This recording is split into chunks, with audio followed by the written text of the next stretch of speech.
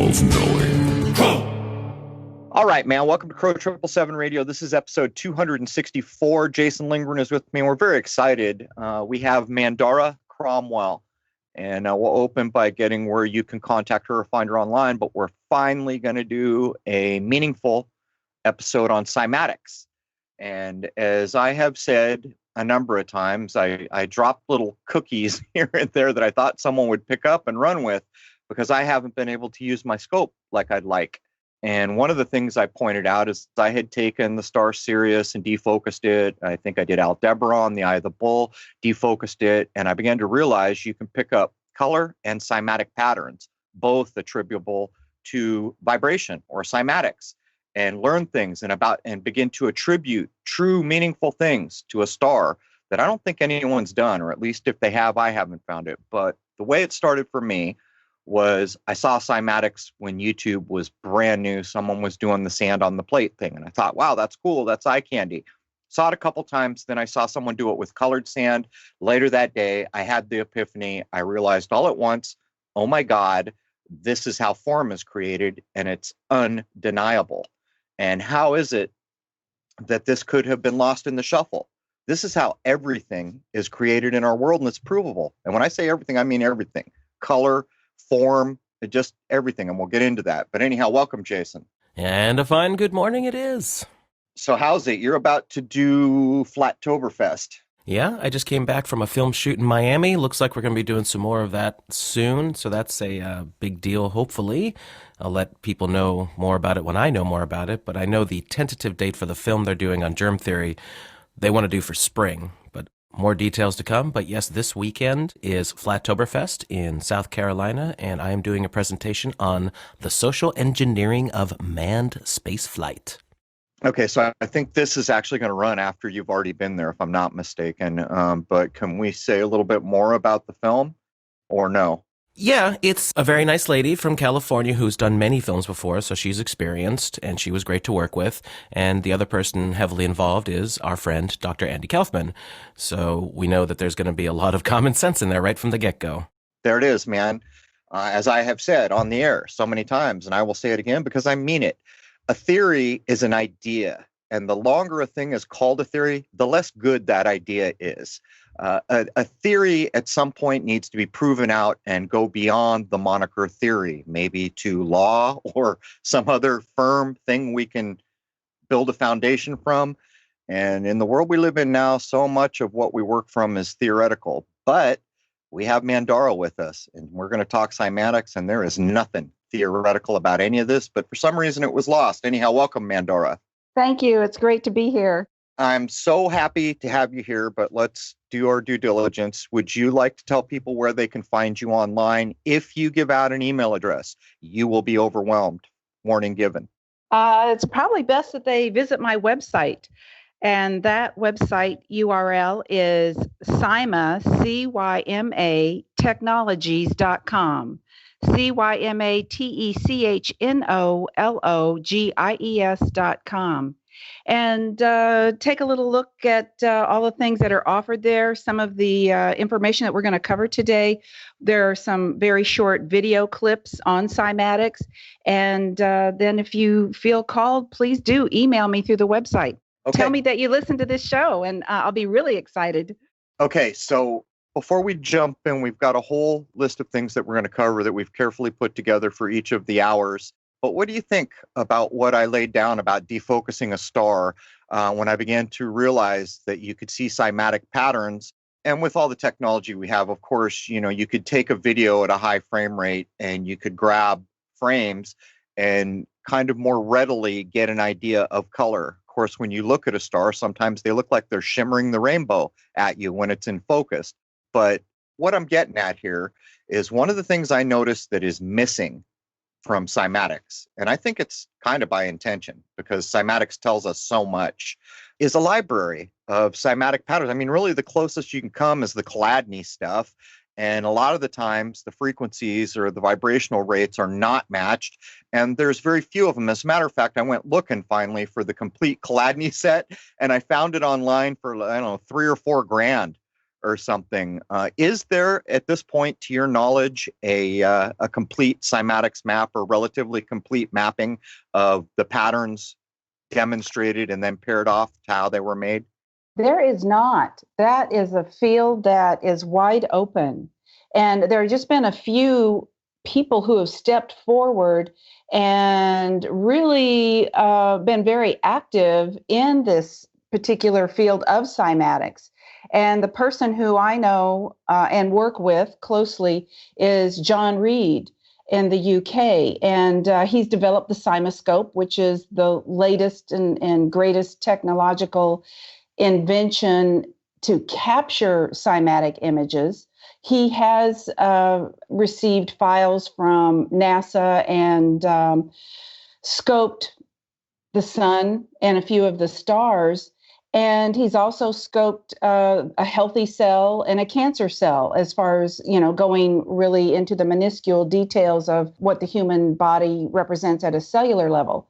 He is the only one that I know who is really making a push forward in the field of cymatics. So it would be great to have more people jump on board and investigate this whole library that you're suggesting. Well, here's what I would suggest. First of all, I want to ask a question before I state what I think would probably be helpful, and other people who know more than I do could probably improve on what I'm about to say. But how's he scoping a star? Is his cymatic thing that he's developed, is he using like sand in a plate, or is it liquid or some kind of viscous fluid? How is he doing that? How do you capture the resonance of a star and then image it cymatically? I believe he's receiving the files from NASA or some organization who is interested in seeing these vibrations made visible. For instance, there was an exhibit at the Smithsonian back in 2012 that showed the imprints of the sun, the pulsations of the sun made visible. And I believe that that's how he's doing it. They're feeding him sound files, and he's making those files visible. He is not using a telescope and going after the actual captures himself, as you are suggesting, which I think would be really fantastic. Yeah, I'm not a big fan of NASA. I've found so much nonsense from them that I would suggest to use that data. It needs to be confirmed, but that's a whole other story. But tell me if you think this is correct. If people out there want to get interested in cymatics, and by the way, there are tools now, or you can simply put together cymatic devices. You can go online to see how it works, and it will dawn on you that you are looking at how all form is created. The cymatics library, which is sorely missing from our world, so that people understand, it would be an image that shows the cymatic pattern, the geometry that is created as vibration creates form, and then the corresponding frequency or vibrational rate that made it. But when I think about it, I kind of think that a complete library would have an example on a round plate, an example on a square plate. And I'm kind of thinking of some dry material like sand on glass or some good metal, though I see people doing this with liquid. I mean, what do you think? Would that be a good way to start trying to get a library together? That'd be a fantastic way because, that's sort of what the Chladni images that we see that have been handed down since the 1700s, how they were generated. I know that when we work with human physiology, we capture those images in water with a small, dish of water and capture the standing waves from the top of those vibrations being emitted. The library, I think that's a fantastic way to start. And I am in exact agreement with you with the round as well as the square captures. Right. I think that's critically important. But I guess as you were speaking, I've never done or had much experience. I've seen it with viscous liquids and other things. Matter of fact, what's the guy's name? Hans Jenny?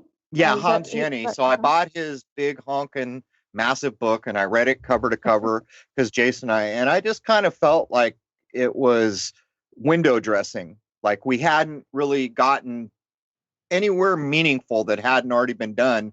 And he's pointed to as the main guy. But in that, there were some accounts that did matter to me. Like one example was they could take a plate, put a viscous fluid on it, run a frequency into it so you get a cymatic pattern. Then put the plate vertical, so that normally a viscous liquid would slide off. But as long as the frequency was held, the cymatic pattern in the viscous liquid held. Then they turned it upside down and it held. When they turned it off, the liquid began to fall away from the plate, but the minute they clicked it back on, it jumped right back up to the plate. That was the most meaningful thing I got from the entire Hans Jenny book. So what I'm pointing out here is this is wide open, ground level, things we used to know lost. It's now time to put these things back together. But anyhow, we've got a whole list of things that you wanted to cover. Let's jump in with temples, tombs, caves, and churches. Yes. Well, for my first experience of cymatic images was as a child when I grew up in the Catholic Church. And fortunately, I attended a church that was in the Gothic style architecture. And as a child, I was absolutely mesmerized by the arcs and the spheres, the domes, the spires, and the gold gilt that was all throughout the paintings. And as I would trace these with my eyes as a child, I would always tug on my dad's suit coat to point something out. And he would say, if you aren't quiet, you won't be able to hear what they're saying. And so that was my first indication that, hey, there's something vibrationally happening here with all of this art and architecture that I should pay attention to. And the main thing that I was really interested in were the halos around the angels and the saints. And when the pipe organ would sound, the images, the little vibrational squiggles within those halos would begin to move and vibrate. And of course, I wanted a yellow hat just like they did. But really, that was the first impression of cymatics for me as a child. Later, as I moved through elementary, high school, college, and became interested in Eastern philosophy, traveled to India, and once again was introduced to what I call resonant architecture. And there are different and some similar codes and symbols imprinted on the walls of those temples. And as I traveled throughout other and visited other holy sites, whether it be tombs, and a famous one is the Taj Mahal that some people may have been to, and also, synagogues and caves, the images that are carved in there just aren't pictographs. They are actually holding a vibrational frequency that is imprinted upon our body, mind, and spirit as we are viewing them. In particular, for the churches and the temples that I have been to, when you go into these amazing architectural feats, you can't help but stop and pause, and you drop into a state of reverence. And I think this is what we were referring to a little bit earlier, Crow, is that once you really grasp what cymatics is, you go, oh my goodness, this is really vibration coming into form. And these temples, tombs, churches are encoded with these vibrational carvings that do have a very profound effect on our body, mind, and spirit, on our different levels of being. And they set up in combination with the architecture, with these mathematical proportions, this force field, this mathematical grid, that it does alter your physiology. And hence we have this incredible vibrational imprint in these particular sacred sites that move us into a state of coherence where there is, for me, a healing, like a sonic healing of all of the five bodies. Let's be specific. For people who missed the nickel that just got dropped, it's not possible that these buildings were built without the knowledge of cymatics, without the knowledge that vibration creates form. Now, we've done a lot on alchemy here and there, where we've pointed out that the alchemist trying to make a medicine go out into the garden, see the color of a flower, and instantly, because he understands that color is a vibrational rate, he knew so much. But to pull it back around, this also echoes for the need for a map. So if you can go into a cathedral, and I've maintained that things like Notre Dame were built before the Catholic Church was king. That's not the claim, but that's what I think is correct. But to get back, if we had a complete mapping of cymatics, or as complete, it could be worked on over time and get bigger and bigger. That's probably the good way to do it. By the way, it would be very high frequencies now with all the telecom nonsense we have to deal with. But then you could start to compare that map to what was done in those cathedrals. And so to me, the information is not lost, but I don't know if you're with me. It's almost like this was purposefully hidden. How could it be carved into stone and painted with gold? And, there are cathedrals that actually have cymatic patterns chiseled into the stone. How could that have gotten lost? I mean, are you with me? It almost seems like it was intentionally pushed to the wayside. Crow, there's a novel that was written by Dan Brown called The Da Vinci Code, and he brought to light one of these temples that you're referring to, one of these chapels that's in just right outside of Edinburgh, Scotland. And this is the Rosalind Chapel. When you walk into that chapel, you will see arches that have protruding cubes with cymatic images carved on the cube. Right next to those cubes is a pillar with a couple of angels holding what looks like a lyre, but it could also be seen as a treble and bass clef music sheet. Yep. And their fingers are pointing to specific notes that give us clues of, hey, what these images might be corresponding to. And for your listeners that would like to investigate this further, there's a father-son team who decoded the cymatic images and produced the Rosalind motet, which is absolutely beautiful. So there is one example in today's world. And I would point out, we're leaving, in my view, we're leaving the era that could be summed up as I believe, and we're entering the era that could be summed up as I know. Now, people who have followed know that in my mind, there's a huge difference between those two ideas. But, you go in and you find the cymatic patterns and, think about this, Mamdar, maybe comment before I start to get Jason in here if he wants to jump in on this. Suppose someone decoded the cymatic pattern and they use the modern standard of orchestral A being tuned to 440. There's more work to be done there, because wouldn't a thinking person go back to one of the Verde tunings? We always cite 432, but there are many so-called Verde tunings. Wouldn't you begin to go into that vein where you're trying to, it's only been since the 30s that they jacked us into 440 for orchestral A and got every piano in the world to be tuned in that way, pretty much forcing all other tuning instruments to match the piano. We could go back and start to experiment. Well, let's tune to 432 and look for the cymatics. Let's go to this other obscure Verde. I mean, are you with me? Do you think there's any there? Absolutely. This topic of sound and vibration is so complex, and we haven't even scratched the scratch of the surface of where this could possibly lead and how we could use this to our advantage in a world moving forward. I mean, we're all about sustaining ourselves in this new world, right? With technology. We now have the technology that we can see sound and vibration. This is just so exciting.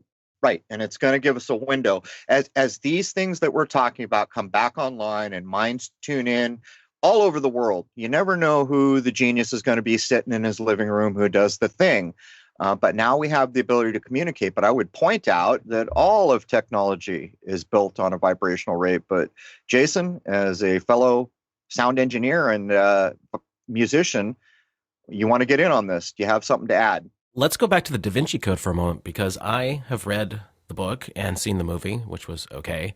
And what do you think about Dan Brown and the encoding that seems to be all throughout that story? That seems to be kind of a big deal that probably went over most people's heads. I agree. It's a great story. And hopefully something like this would invite even the casual listener or reader or moviegoer to say, hey, there's really something here. We have hidden messages all around us. what are the signs and symbols around us? And I think most people can look even at their childhood. I remember sitting in a classroom gazing out a window, or shall we call it staring out the window, and slipping into the invisible world with, communication on other dimensions. And I think if people go back to an early time in their life, they also had those experiences. Now, maybe those experiences were interrupted with a teacher whacking the ruler across the back of your seat saying, hey, pay attention. But we cannot deny that we've had those experiences, and those are true windows of opportunity. And I invite all of the listeners to go back to a time early in their lives and see if this call to sound and vibration, to, creating this type of library might be at an interest level for you. And we need to move forward with it. It's just very exciting to bring this to the attention to those who maybe glossed over it, or maybe thought, oh, that's not really a thing, or, oh, I've got something else that I need to focus on. This is a real topic, a real subject, a real complexity that is very exciting to be on the precipice of. It's the building blocks of where we live, and it's been shuffled to the waste. Just last night I was reading Walter Russell, and he was pointing out, I hope I get this right. I'm probably going to do a show on it. So if I mess this up, I'll correct it later. But I think it was fluorines. He pointed out that a fluorine an octave higher becomes selenium and all these other things.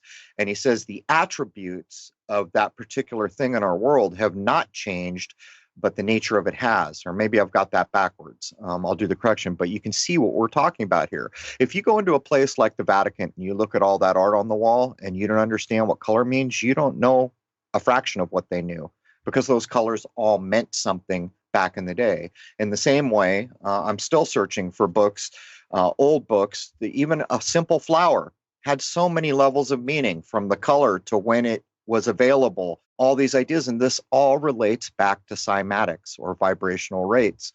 But did you want to add something else in there, Jason? Well, do you think that they're trying to do any kind of encoding just to kind of do more revelation of the method? Because the Dan Brown stuff, really, even years ago when I had read it, which was probably 15 years or more ago at this point, it seemed like they were trying to get some information from a real standpoint out to the masses, because they always do revelation of the method, and just wrapped it up in this cute little story. Do you think there's anything to that? Because he did several other stories too that also involved some heavier things like secret societies and the Vatican, basically telling the truth about what really goes on in our world, but just wrapping it in a narrative fiction. Well, he has a good researcher as a wife. I think she's got a background in art history. And so I think she's clued in, and going to the Vatican and all of those beautiful paintings, everything. I would like to say that I believe the artists who create those masterpieces were really plugged in on a vibrational level of not only, the art, the carving, but also the color. They're expressing that. That's why I believe they're so powerful and moving when people look at them, because it hits us at a very deep level. And neuroscience tells us today, when we look at symbology, that activates a totally different part of the brain. And I think that we're so scientifically, the neuroscience arena is so into what is happening with the brain and how is it interacting with the chemicals of this and that and stress, et cetera, that we haven't even made it into the creative part, the co-creation part of vibration, of color. And I think that's where Dan Brown and his wife, who I can't think of her name right now, but people who research these types of pieces of art and architecture, the artists were really clued in. And that's why it moves us so much. And to have a library, a cymatic library of, wow, this color creates this vibrational pattern would be really key. I spent so much time. I even think like this. So I get this plate and I'm making the cymatic thing. I'm going to get the image of that thing that I'm making for the map. And then I'm going to take this white sand and I'm going to use red sand. because I know certainly that the white sand is vibrating at a different rate than the red sand. And people are probably thinking, what are you on about, Crow? But this is exactly what we're on about. If you remember the one show we did, The Mysterious World of Color, Jason and I are going to go back on that before too long. But as a basic idea, a principle, most people do not think about color in what I suspect the way color was thought about by people in the know back in the day. As an example, red is masculine. It is electric. It is positive. It is a number of things we could say on the face of it. And there are many shades of red. As an example, scarlet. There is a color that gets used in the Vatican. That was almost solely attributed to anger, the color scarlet. Then there's a color crimson. But if we flip side it and go to blue, that is feminine. That is negative in polarity. And there are vibrational rates that make this. And when we go into what color means from an alchemical point of view, we know that when we add white to a color and it becomes more pale, that white is a spiritual manipulation of the color, where black would be the exact opposite. In modern parlance, we would probably use the words evil to communicate to a mind now, but this is just a hint at the level of what we don't know. And to pull that around to Dan Brown, from my point of view, I read that book almost immediately when it came out back in the day. And my reaction now is, to most people, they don't know what they don't know. So most of it's a lost leader to the average mind, because they have no basis to get at. They go, the surface narrative is really what they're picking up, and the mysterious hooks. And so I think this is, again, the importance of cymatics. And, I'll harp on it one more time. How the hell can we be in the millennium we're in and not have a book we can all get our hands on that says, hey, man, here's the cymatic library that tells you the form that each frequency creates. And by the way, here it is in 432. Here it is in 440, which came around in the 30s. And I'll harp on that, because anyone who gets into this back in the day, I would bet dollars to donuts they were not using 440. But anyhow, you want to talk a little bit about the idea of stars and planets. And I'll just preface by being completely honest, I am not a fan of NASA. Yes. Well, before we move on to that, I would like to just touch back on something you said about the colors of red being more masculine, and how we perceive that as specific connotations, denotations in our society. There are actually other societies that look at red. For instance, in the Vedic tradition and in the Hindu traditions, red is the color of Shakti, the energy that pervades all of the space, right? And in Chinese culture, red is a very lucky color, and fortune, great fortune, is associated with red. So I think that different, and I know we're going to go back to the church and how maybe some things were shifted within the Catholic Church. There's a time when certain colors meant some things, and another time when they were shifted and repositioned to possibly mean something not as favorable. And so I think we also need to look at the cultural and society evolution of color vibration. As far as the stars and the planets and the galaxies, I think it's really exciting now that we have the technology to see really what's going on, or a clearer vision of what's happening within our universe, not only the stars and the planets, but also other galaxies.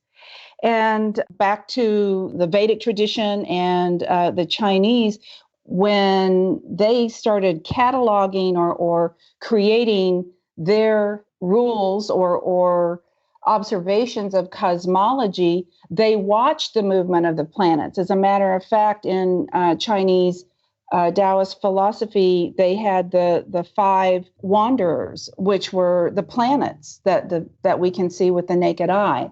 And so I think now bringing that into how we look at that through a cymatic imaging, the only source that I have is through the imaging that has been done through the Cymoscope and through the files that NASA had given to the Cymoscope lab.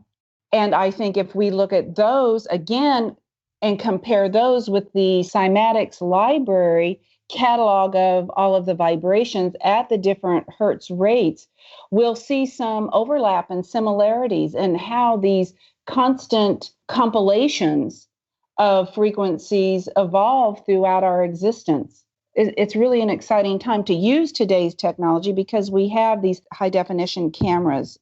Right. And I mean, well, you can prove things. And my main problem when I kind of tersely stated I'm not a fan of NASA is the problem becomes that we understand governments don't tell the truth. So to use the data is fine, but there are so many people who could give you examples of the very same things that are just normal human beings, have no reason to be a government lying about things all the time. And you can confirm or disconfirm it. And I think it's critical to get back to your ideas of color. I see this is what's exciting to me because it is true. You can go to different cultures and see different meanings attributed. And it makes you wonder, is it this frequency resonates with these ideas? Is that what it's about? Or is it more like there's two sides to every coin? There's a positive and a negative polarity. But these are all things that I think we need to work out. So we've got about 30 minutes left in the first hour, Mandara. Where would you like to go? What do you think is important? This will go out everywhere. I'd like to talk about how we can use this type of imaging to empower ourselves. We're in a world right now where, gosh, there's so much fear. It's actually palpable. And who do we believe about what? And how can we use these ancient traditions and these codings to help empower ourselves to get through the day and become our greatest human potential? Well, one thing that varies immediately when you say what you just said is that this is not arguable. When you get a cymatic pattern, it is what it is. You can't get three smart people in the room and deconstruct the geometry that was just created from vibration. It's literally, it is what it is. The sky is blue. And I think that really underscores what you just said, because we are, in fact, in a time where so many minds coming on, they don't trust just about anything. They've found so much fault and dishonesty, particularly from media and news and government and these places. And then that, again, underscores the value of cymatics. There is no lie. This is nature, man. There's no lie in it. It tells you actually, factually, provably, it is what it is. I mean, right? Exactly. And just to touch back to ancient cultures and their messages and how they used cymatics and coding is that we can go to, I mean, so many people have been to the pyramids in Egypt and Angkor Wat and other places where they have been aligned by stars. As a matter of fact, Chartres Cathedral and Notre Dame, all of those places, holy spots, have been aligned with our star systems, with that vibrational rate. And some of that imaging, I believe, is encoded in that art and architecture that is within those structures. So, I believe that there's this communication. And I know the three of us are in agreement that we live in the field. So how do we get the messaging within our field up to speed where, hey, listen, this is a valid principle that we're dealing with. The principle of cymatics is tried and true. Tried and true, and then for some reason swept under the rug. We did an episode, I think it was 2 weeks, maybe 3 before Notre Dame burned. We did an episode saying you should hold on to all your images and everything you know about these amazing buildings, which many of them, in my view, were built before the Catholic Church was king. The Catholic Church claims that they built all of it. I don't agree with a good part of that. But the point I would make is the reason we did the episode was to say they're deconstructing these cathedrals of glass and stone, which were basically maps that showed a human being how to become a higher human being. They'd done things like pulled the St. Christopher statue holding the baby Jesus, which was up front in a lot of them. They had pulled them. And when they first went to pull them, there were these old bishops who said, no way, go to hell. You're not changing a thing about this while I'm in charge. So what they did is they waited for the dude to die. Then they didn't just remove the statue, they broke it up. And there are many examples of things pulled out of what the alchemists considered a map in glass and stone to demonstrate how a human being could become a higher human being, which brings us back around to cymatics, doesn't it? If we could, in a cymatic map, demonstrate in a meaningful way this corresponds with what was put in this building that we don't seem to be able to build anymore. We build boxes and rectangles now, but this amazing building has these principles, these cymatic frequencies encoded in it, and now we know what they are. And that begins to open up a world that, to me, for one, is not arguable. It's not about opinion. It is what it is. Somebody took the time to put it there. We can now identify it, so we can replicate it, and we can begin to learn what it means. I mean, what do you think? Well, I'd like to share an experience that I had as a child in this Gothic style architecture, being up in the choir loft and the pipe organ sounding, the sound that came off, that was created with those acoustics of that type of architecture, just really filled my whole torso. Combine that with a special vocalist who came in with a most pure tone voice singing Ave Maria. So I know I'm mixing a lot of energy patterns here. We've got the architecture, we've got the sound of the organ, we've got the vocalist, and the actual syllables that are coming out in long form, which have been proven to, those types of long syllables held at a certain rate have proven to be very healing and energizing to the human body. But as I was listening to that, I felt I could take flight. I actually felt energy patterns under my skin lifting me up. And again, while we revert back to childhood, I think a lot of us had the experiences of we could actually see sound made visible. We could see vibrational patterns come off, maybe not in a church, but as you're in a garden, as you're looking at a flower, or you're looking at trees and the leaves blowing in the distance. Those vibrational things we can see with our higher eye, or maybe accessing the pineal gland in a certain way. And if we look at those churches and cathedrals that were built in a certain way, those messages, as you walk down the aisle from the entry point to the place where maybe there was the altar or the transept, a lot of those images in the churches like Notre Dame and like Chartres Cathedral, they have encodings that actually relate to the Vedic tradition of the chakra system. Of when you walk down that part of the aisle, those images are creating a specific grid and activate your centers. And there's like an oscillation rate, as I see it in my mind's eye, that actually begins to purify every step that you take to the point that you're cleared out and you can become your fullest potential, a superhuman experience. What you're pointing out is mind and method for a higher human society, which apparently existed, that we don't know a lot about. But Jason, I kind of feel like, as usual, I'm bogarting the frequency here. You want to jump in? Well, frequency is exactly what I'd like to touch on a little more. How much do you know about the difference between 432 and 440? Because I, as a musician, have decided to only use 432, and when people listen to my music, they quite often do describe a relaxing quality to it, or a pleasant, pleasing quality to it that they can't quite explain, which is very good. But what do you think about that whole concept, and do you lean in towards the conspiracy side of it, where 440 is a little more of a weaponized kind of frequency targeting certain areas of your brain in different ways? What do you think about all that?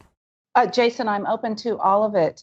I'm open to exploration, because I too have experienced the 432 versus 440, and it deserves some real deep investigation. And I think within the context of healing, because that's where we're at. How can we become more? How can we reach our fullest superhuman experience if we are always inviting the discordant or not as empowering frequencies into our field? And I have begun to see some people track just very simply with visual analog scales and just written feedback of the difference of how people feel with 432 versus 440.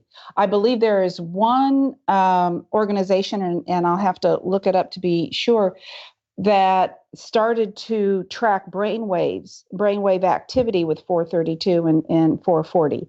And yes, it affects every sound, every vibration affects us at a different capacity. What we're looking for is, what do we surround ourselves with? What environment do we create so that we can be our very best, so we can really fulfill our potential of co-creators. And I think both Crow and you are exactly right that this is a lost art. Something has come in and circumvented and brushed this whole aspect under the rug, and we're just now revisiting it as a possibility. Would you say that there are easily identifiable qualities, if you looked at cymatics patterns of 432 versus 440, that you could point to and go, see? I haven't seen enough of them. I haven't seen enough cymatic images of 432 to clearly make that statement, but I do see differences. What I noticed on round plates with the limited mapping that we can get is that in 432, you have the complexity, but it's very clean and well formed. In 440, it's almost, I don't know how you describe it, smudgy. You can see the complexity is there. It's just not well defined. And for my limited knowing of cymatics, now that I've been looking at it for, I don't know, decade and a half anyhow, seriously, it feels to me like the more complex the geometry, that has important meaning, but the more defined the complexity of that geometry has important meaning for me, because you can find ones that almost look smudgy, like it's created the form, but it didn't quite go all the way. And it took me a while to know things like most people may not realize. And this is actually in the Hans Jenny book. He does talk about this, so maybe I shouldn't bag on him too hard. I just expected more was my problem. I want more, and I don't feel like we're getting it. So I don't really mean to bag on the man, to be honest. But when you see where the sand goes in a cymatic vibrated plate that's going to make the geometry, the sand is going where the vibration is least, right? So the open spaces are where the vibration is circling. Did I get that right? Yes, that's correct. So when you think about that, you could almost consider circular pools of waves and vibration. And for those who have followed the Walter Russell work, what I'm about to say, this is all going to mean a little bit more to you. Remember, Walter Russell says that all creation is hidden within the wave. That's another way of talking about vibration, in my view. But so what you see is these open spaces that are making the geometry where the sand is on the periphery of these open spaces. And there is a clockwise or counterclockwise motion to what's going on there. But when you don't see the well-defined complexity, to me, that has a very critical meaning. What do you think, Mandara? I agree with that. However, I would like to point out one thing, just because I've spent some time in a cymatics lab, at the Cymoscope lab, and also watching the Yeni and other films that are available. So to really look at the vibratory rate, what you're looking at there is a still shot, a shot that is not dynamic. And the vibrational rate, the oscillation, as you referred to the clockwise and the anti-clockwise rotations, those are hard to capture in a still frame. So we don't see, even though we have good cameras, good technology today, I'm not sure we're seeing everything that's at play there. I do agree with you, though, that yes, the 432 has more clear imaging in those snapshots or those clips that we're watching. I almost think about it like this, Mandar. Both Jason and I play guitar, and I remember when I was young, the first time I got a distortion chamber, what's basically caused a fuzz box. I was like, wow, I can rock and roll. But think about what's actually going on there. There's no way in hell, 50 years before that, anyone would have ever, because that was distortion. That was the thing you were trying hardest to avoid. And so that's what those patterns that are not well defined remind me of, is what a distortion chamber is doing to electric guitar. And yeah, it's cool, and yeah, we like it. But the truth is, if we're talking about healthy things and benefit, I don't think distortion is the way to get there. And that's kind of the closest analogy I can make. But I think you touched on a key point, and to keep harping on Walter Russell, he's all about the breathing in and the breathing out is the be all and end all of everything. And there's a rest point. So I think it's critical what you mentioned there about that snapshot not being dynamic. Like a lot of things will shift from frequency to frequency, but that's another thing. If we had a good Cymatics library, people could take a round and a square plate. They could choose a pure A tone or something like that, do it in 4/3/2, do it in 4/40, go through the 7 notes of a scale, do it 6 ways to Sunday, and start to demonstrate the differences. And I think, though we're speculating to some degree, it wouldn't take a lot of work to get us on the path here, would it? And also another thing that I think would be really fascinating, particularly, I work with a lot of water in the dish because I'm, working more from a health aspect. I think it would be very interesting to view what's happening from the side view of the dish. So if it's a glass dish, we're always looking down at the standing waves that are being created from the top. Well, that in essence is similar to an MRI where you're looking at slices of an orange or slices of tissue. So what if you could see the sound bubble or the sound from the side in a glass dish? What does that look like? And that opens a whole new Pandora's box. 3D, that's a big deal. That's a big deal, isn't it? Yes. So I'm excited about that potential as well. So, and that opens, my mind's already going, what if you took your water and you boiled it in a microwave and then you had like pure water and you imaged both of those? But Hans Jenny actually did get a little bit into the idea of 3D imaging.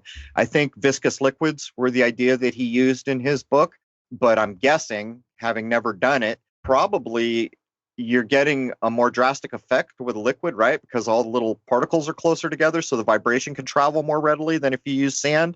Would that be correct? Yeah, also there's a modern day artist and professor, Gabriel Kellerman, in Romania, who's using more viscous liquids and substances to generate cymatic images.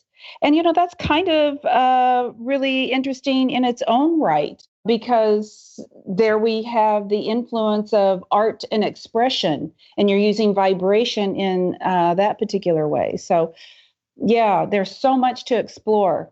I'll have to point one more thing out. When I went to the Four Corners region of the United States, one of my favorite places where all those old ruins are that are attributed to the Anasazi, whether that's correct or not, I don't know. But what I can tell you is there's some amazing stuff there. And we went to this one place where there were all these petroglyphs, or basically things carved into the rock.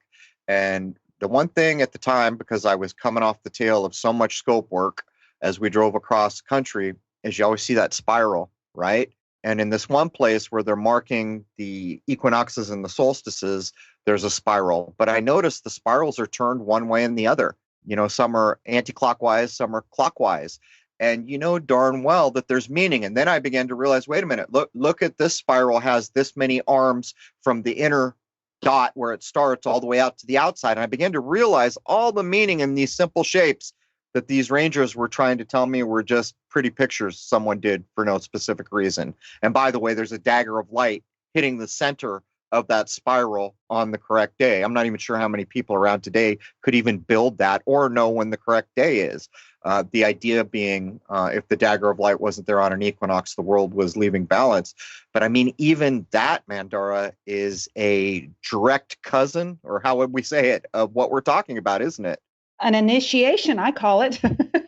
And, just to move over to France, the south of France, the Chartres Cathedral, they have a tile in the floor there that has, I think it's probably 1.5 inches by 1.5 inches plate, gold plate embedded in that stone. And on the summer solstice, the light comes in through the huge window right above the altar and pierces that gold little square. And I believe that you're tapping into something that is really very special, of excitement to me, because that, I believe, is a special time when people would come for initiation process and added information, higher information. That's very exciting. I haven't been to the Four Corners and observed that. Now I'm getting my map out. Oh, you got to do Chaco Canyon and Canyon de Chelly. There's a little bit of animosity from all the, I don't want to be racist here, but the white folks going into the Indian nations. A lot of it's very poor, and there's a lot of kind of animosity about how they've been turned into a tourist trap. But if you're cool, everyone's cool. Canyon de Chelly will blow your dang mind. Chaco Canyon in a different way. And they're just very interesting places. They have the kivas. If you get up into the very south of Colorado, there's a place called Mesa Verde. That's changed. First time I went as a young person, you could go down into the kivas, but now I don't think they allow you to do that. But to get back to the point of what you just pointed out, there are all these places where these things were built where a ray of sunlight or a starlight or whatever will hit to mark a solstice or an equinox. Remember, what was it? How many years ago the news was trying to convince us that a tsunami knocked us off our spin by a degree? Well, I got news for all of you. If that was true, not only would my scope not track, which it does and did after the fact, because I was laughing with my wife. As I said last night, they told me we were knocked off a degree, and yet here I am tracking everything in the sky using my go-to feature. None of those little things that we're talking about in the cathedrals or out there in Chaco Canyon would line up properly. They'd be at least a degree off, wouldn't they? So it goes to show you why things like Cymatics have been hidden, because there is no lie in it. There is no ability for Channel 6 News to come on and tell you some nonsense, because Cymatics, like the sky is blue, is what it is. And to put a fine point on it before we wrap up hour one, you want to know what causes color? Vibration. You want to know what color causes form? Vibration. You want to know what creates everything? Vibration.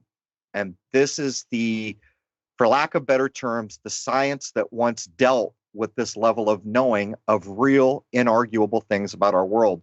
But Jason, I'm getting ready to wrap up. Would you like to add anything in before I do so? Well, in hour two, obviously, we're going to get into some heavier concepts like we always do. But Mandara, what final point could we make to anyone just how important Cymatics is? Because to me, it seems like it kind of goes hand in hand with sacred geometry in that it demonstrates the blueprints of the universe. I believe that Cymatics is sacred geometry in action. It is a universal principle, and it shows all of the scientific aspects, physics, as well, of our vibrational universe. And we are all energy, we're all vibration, we're all frequencies. And you cannot deny Cymatics. You cannot deny the vibration made visible.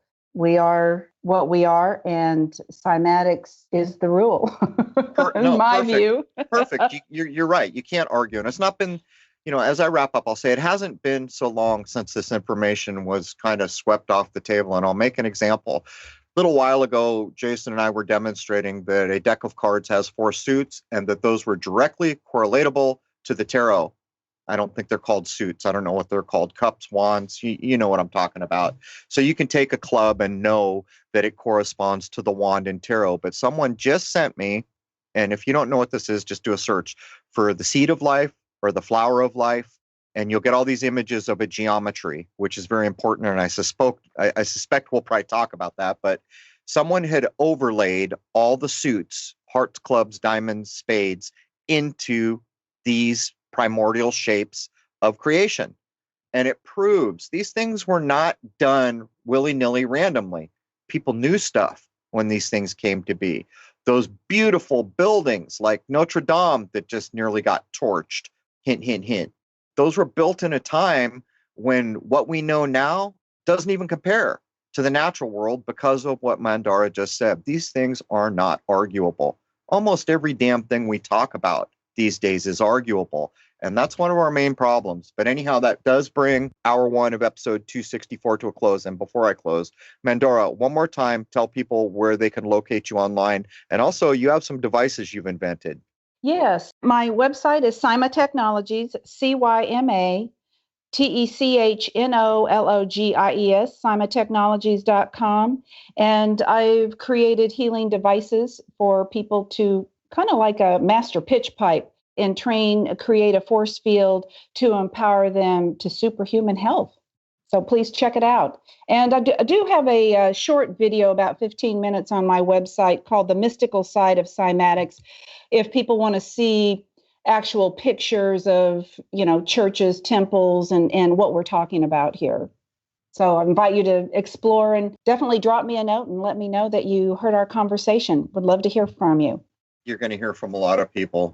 We've harped on this for so long, and to have someone at your level of expertise is a big deal. But anyhow, I got to wrap it up here. That's hour one of episode 264 with Jason Lindgren and Mandora Cromwell. The only true Crow site is crow777radio.com. That's where hour two will be presented for members, CRROW777radio.com. We're going to get into a whole plethora of things. And to me, this is how important Cymatics is to me. If Jason and I ever produce another movie, people are aware we did shoot the moon, but on the tail of that, if we do another movie, it's going to be centered around Cymatics.